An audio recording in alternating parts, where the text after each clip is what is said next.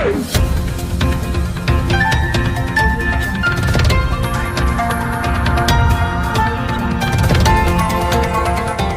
देख रहे हैं मगरा न्यूज राजस्थान, खबरें सबसे तेज। महाराष्ट्र और हरियाणा सरकार ने जारी किया आतिशबाजी को लेकर नया दिशा निर्देश। दिवाली के त्योहार से पहले देश के अलग अलग राज्यों में अलग अलग हिस्सों में पटाखों को लेकर एक्शन लिया जा रहा है। दिल्ली सरकार ने पहले ही पटाखों पर बैन लगा दिया था, अब महाराष्ट्र और हरियाणा तक इसका असर दिख रहा है। मुंबई में बीएमसी द्वारा जारी किए गए एक सर्कुलर के अनुसार प्राइवेट और पब्लिक जगहों पर पटाखे जलाने पर रोक है। हालांकि सिर्फ 14 नवंबर को प्राइवेट सोसाइटी में रहने वाले लोगों को फुलझड़ी और अनार जैसे पटाखों का उपयोग करने की छूट दी गई है। साथ ही बीएमसी की ओर से अपील की गई है कि इस दीपावली बिना पटाखों को त्योहार मनाएं, ताकि मुंबई में प्रदूषण और कोरोना वायरस की वेव को मुंबई को बचाया जा सके। वहीं हरियाणा सरकार ने भी सख्त रुख अपनाया है। हालांकि 2 घंटों की छुट्टी यहाँ पर दी गई है। हरियाणा में दिवाली और गुरु पर्व के दिन 8 बजे से 10 बजे के बीच पटाखे जला सकेंगे। इसके अलावा क्रिसमस और नए साल के रात को भी 11:55 से 12:30 बजे के बीच तक पटाखे का उपयोग कर पाएंगे। गौरतलब है कि दिल्ली एनसीआर में लगातार बढ़ते प्रदूषण के हालात को देखते हुए एनजीटी ने आदेश जारी कर कहा है कि दिल्ली एनसीआर में 30 नवंबर तक पटाखों को चलाने पर रोक रहेगी। वहीं एनजीटी ने अपने आदेश में कहा है कि बाकी राज्यों में जहां एयर क्वालिटी खराब या खतरनाक स्तर पर है, वहां भी पटाखे चलाने पर बैन होगा। राजस्थान में कर्मचारियों को मिलेगा दिवाली बोनस, सहमति से कटेगी सैलरी। गहलोत सरकार का बड़ा फैसला। कोरोना महामारी से आर्थिक तंगी के बीच राजस्थान के सरकारी कर्मचारियों के लिए राहत की खबर सामने आई है। गहलोत सरकार ने दिवाली को देखते हुए कोरोना के नाम पर कर्मचारियों के वेतन में अनिवार्य रूप से हो रही कटौती में ढील दी है। साथ ही सरकार कर्मचारियों को दिवाली बोनस भी देगी। अब कर्मचारियों की सैलरी में कटौती उनकी स्वेच्छा से होगी। कोरोना महामारी के बीच राज्य में आर्थिक संकट से निपटने के लिए गहलोत सरकार ने सरकारी कर्मचारियों के लिए वेतन में अनिवार्य कटौती की शुरुआत की थी। राजस्थान के मुख्यमंत्री अशोक गहलोत ने कहा कि आर्थिक संकट के बीच भी सरकार ने कर्मचारियों के लिए दिवाली के मौके पर बोनस देने का फैसला किया। इसी के साथ ही कोरोना के नाम पर वेतन में की जाने वाली कटौती भी स्वेच्छा से की जाएगी। आपको बता दें कि कुछ कर्मचारियों ने सरकार से वेतन में कटौती न करने की अपील की थी, जिसके बाद सरकार ने हर महीने में होने वाली कटौती स्वेच्छा से करने का फैसला किया है। वही गहलोत सरकार सरकारी कर्मचारियों को 25% बोनस का भुगतान नगद करेगी, 75% पैसा जीपीएफ खाते में जमा करेगी। वहीं सीएम गहलोत ने बताया कि कर्मचारियों को 25% बोनस नगद दिया जाएगा। 75% बोनस कर्मचारियों के सामान्य भविष्य निधि यानी जीपीएफ खाते में जमा किया जाएंगे।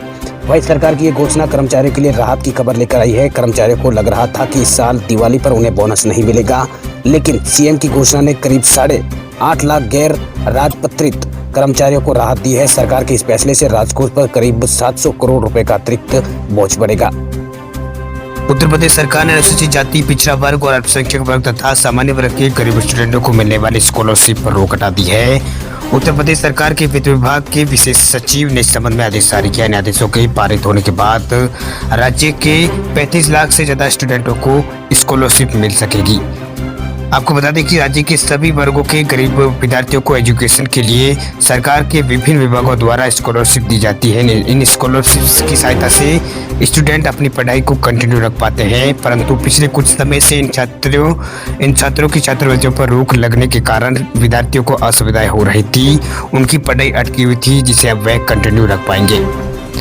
आपको बता दें कि आदेश के अनुसार वर्तमान में चालू शैक्षणिक सत्र के लिए इन स्टूडेंटों को स्कॉलरशिप की व फीस की भरपाई के लिए सुविधाएं दी गई है, परंतु बीएड तथा बीटीसी कोर्सेज को अभी सुविधा से बाहर रखा गया है। सूत्रों के अनुसार अभी राज्य सरकार ने इन कोर्सेज को चलाने वाले इंस्टीट्यूट की अल्पसंख्यक कल्याण निर्देशक की अध्यक्षता में बनी 3 सदस्यीय की कमेटी से वो जांच करवा रही है। जांच रिपोर्ट सकारात्मक आने के बाद ही इन बीएड व बीटीसी स्टूडेंट को स्कॉलरशिप का लाभ दिया जाएगा। राज्य सरकार की इस घोषणा के बाद उन सभी स्टूडेंटों को राहत मिलेगी जो पैसे की कमी के कारण पढ़ाई पूरा कर पाने में यहाँ पर असमर्थित है। गुजरात सरकार ने दिवाली से पहले कर्मचारियों को दिया है तोहफा, किया है बड़ा ऐलान।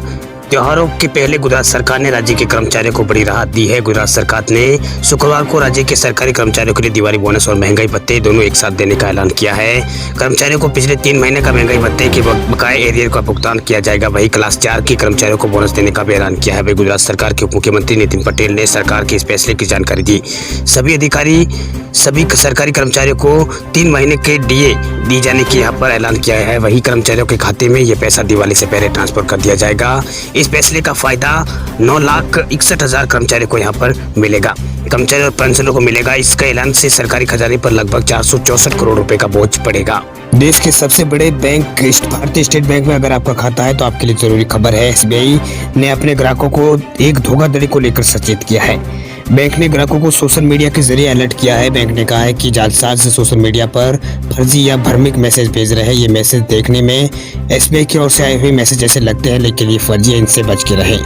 अगर आपने इसका ध्यान नहीं रखा तो आपका बैंक अकाउंट खाली हो सकता है। एसबीआई ने ग्राहकों से कहा है कि अगर आपको एसबीआई के नाम पर कोई फेक ईमेल मिलता है तो आप उसे यहाँ पर national cyber crime reporting portal पर रिपोर्ट करें। साइबर क्रिमिनल अक्सर लोगों को ठगने के लिए लोगों को बैंक या फिर टेलीकॉम सर्विस प्रोवाइडर के नाम से लिंक भेजते हैं।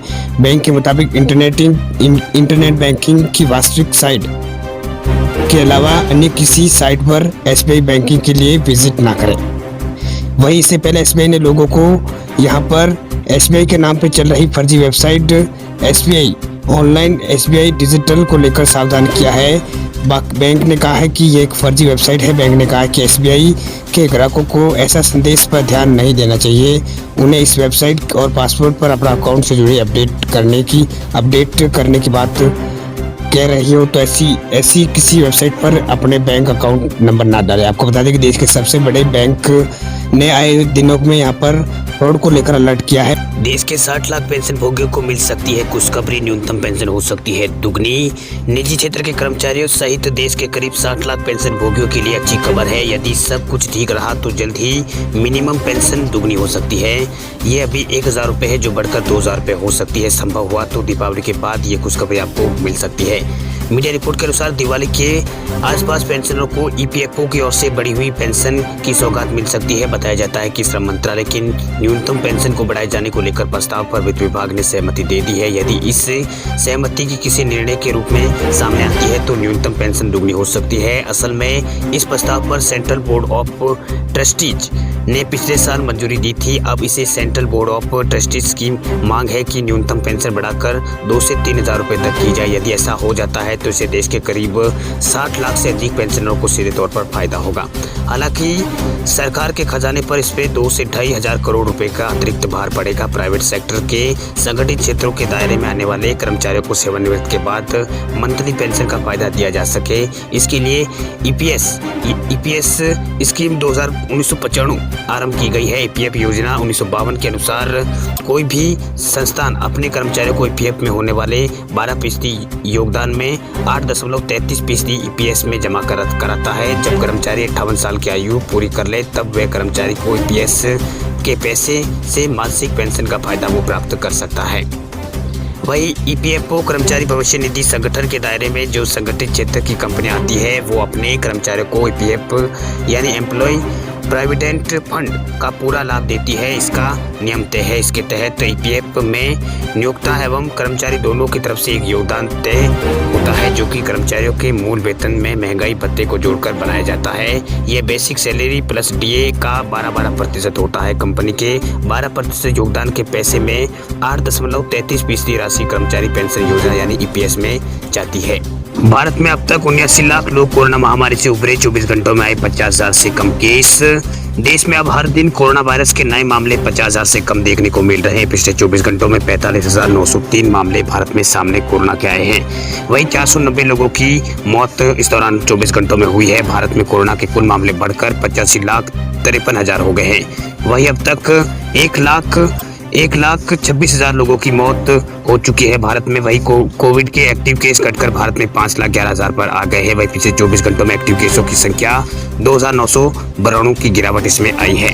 अच्छी खबर यह है कि अब तक कुल 79,17,000 लोग कोरोना को मात देकर ठीक हो चुके हैं। पिछले 24 घंटों में 48,405 मरीज कोरोना से ठीक हुए हैं। भारतीय चिकित्सा अनुसंधान परिषद यानी आईसीएमआर के अनुसार देश में 8 नवंबर तक कोरोना वायरस के कुल 11,85,00,000 सैंपल टेस्ट किए गए हैं, जिनमें 8 लाख सैंपल टेस्टिंग कल की गई थी।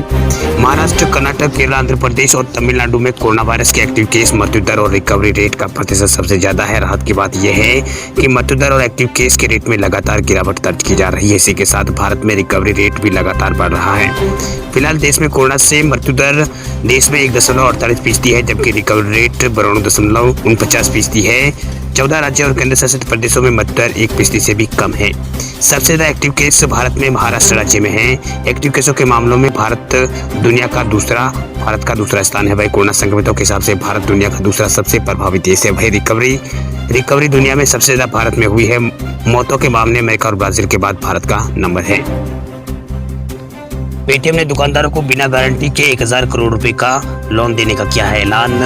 डिजिटल वित्तीय सेवा कंपनी पेटीएम ने अगले साल मार्च तक दुकानदारों को 1000 करोड़ रुपए के ऋण वितरण का लक्ष्य रखा है। कंपनी ने सोमवार को कहा है कि वे अपने बिजनेस ऐप के उपयोगकर्ताओं को दुकानदार ऋण कार्यक्रम के तहत बिना गारंटी वाला कर्ज उपलब्ध कराना जारी रखेगी। पेटीएम ने बयान में कहा है कि हम अपने 1.7 करोड़ दुकानदारों को आंकड़ों के आधार पर कारोबार सत्र में 1000 करोड़ रुपए का ऋण प्रदान करेंगे। इस ऋण के जरिए दुकानदार मालिक अपने कारोबार का डिजिटलीकरण कर सकेंगे तथा प्रचलन में विविधता ला सकेंगे। इससे उनकी दक्षता में सुधार होगा, उन्हें डिजिटल इंडिया मिशन में शामिल होने में मदद मिलेगी।